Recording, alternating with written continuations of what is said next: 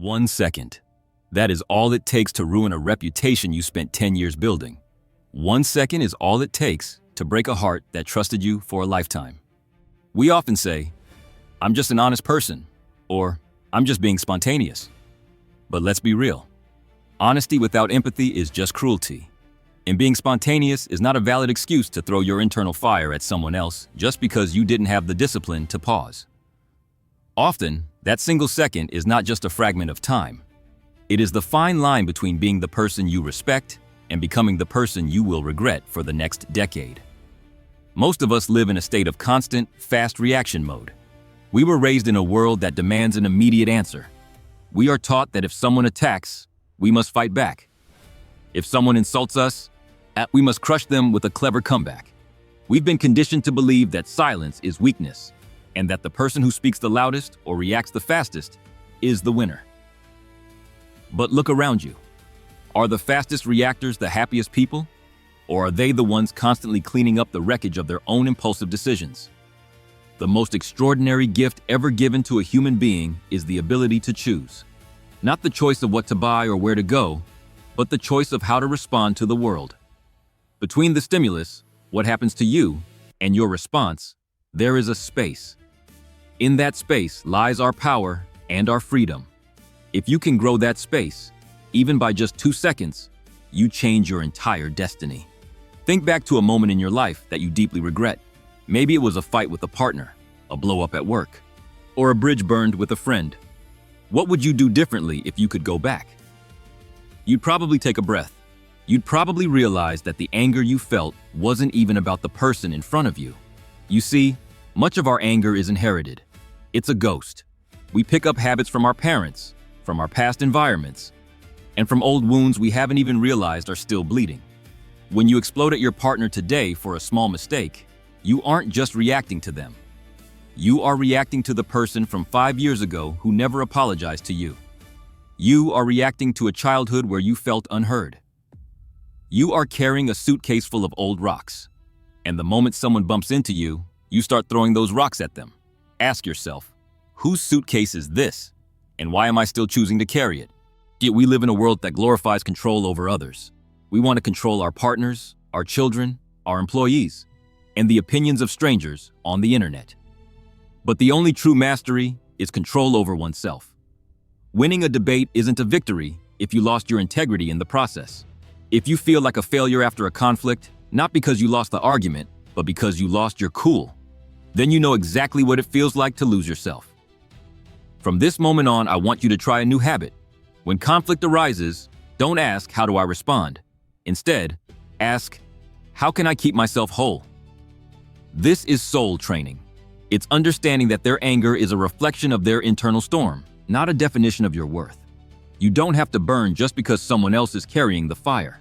Imagine if everyone today focused on self-control instead of retaliation. How many injuries could be prevented? How many families would still be together? We think calm people are cold or passive, but they are actually doing the hardest work imaginable. They are fighting the impulses of 1,000 ancestors. They are calming the storms of a mind that wants to scream. They are choosing growth over explosion. Science tells us that chronic emotional stress, like resentment and repressed anger, accelerates aging. It weakens your immune system. It opens the door to diseases that your body cannot fight because it's too busy fighting imaginary enemies. Carrying a grudge is like drinking poison and waiting for the other person to die. Your body registers every bit of it. The weight you feel inside, it's not your clothes. It's not your equipment. It's the expectations that were never met. It's the desires that went unfulfilled. It's the habits that keep you stuck in a loop of fast reaction and deep regret. We stubbornly hold on to these things because we are afraid of who we would be without them. We are afraid of the silence. We are afraid that if we stop fighting, we've lost.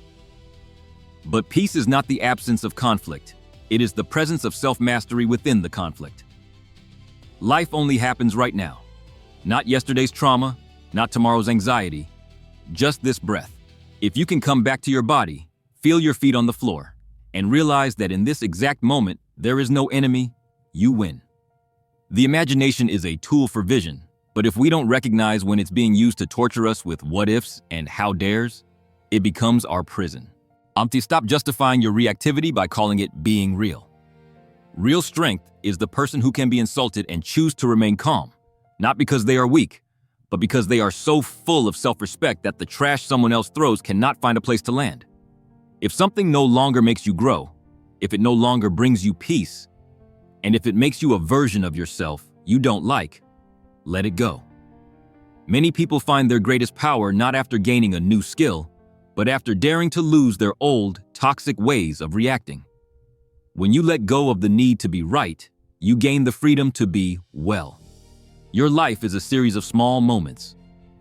Most of your regrets aren't born from the big life-changing decisions, but from the tiny moments where you let your impulses take the wheel. You don't need a formula for when to let go, yet you just need to listen to your body. That tightness in your chest, that heat in your neck, that is your body's warning system. It's telling you that you are about to step over the line. Choose to be the person who creates space. Choose to be the person who doesn't feed someone else's ego with your anger. Weakness is easy. Anyone can lose their temper. But strength is quiet. Strength is conscious. Strength is the ability to say, "This is not about me," and walk away with your soul intact. As you move forward, remember that you are not a robot, but you are also not a slave to your emotions. You have feelings, but you are not your feelings. You have wounds, but you are not your wounds. You are the one who observes them, and the observer always has the power to choose. Before you react to the next person who triggers you, yes, ask yourself, is this worth my peace? Is this worth my health? Is this worth the version of myself I am trying to build? The answer is almost always no. Build a version of yourself that is calmer, wiser, and stronger. Not for them, but for you. Because at the end of the day, you are the only person you have to live with every single second of your life. Make sure that person is someone you are proud to know. Stop carrying the fire. Stop throwing the rocks. Just breathe. The world will keep spinning. The noise will keep happening. But inside you, there can be a sanctuary. And that sanctuary is built one paused second at a time. If you've spent your whole life reacting, today is the day you start responding. There is a massive difference. A reaction is a defense mechanism. A response is a conscious act of leadership. Lead yourself first, and the world will follow. Now, take a moment to reflect. What is one thing you are holding on to today that is burning your hand? Is it a grudge? An old image of yourself? A need to prove someone wrong? Whatever it is, realize that the hand being burned is yours. The person you are mad at is likely going about their day, unaware of your internal agony. You are the one staying up at night. You are the one with the high blood pressure. You are the one losing sleep. Is it worth it? Let it go.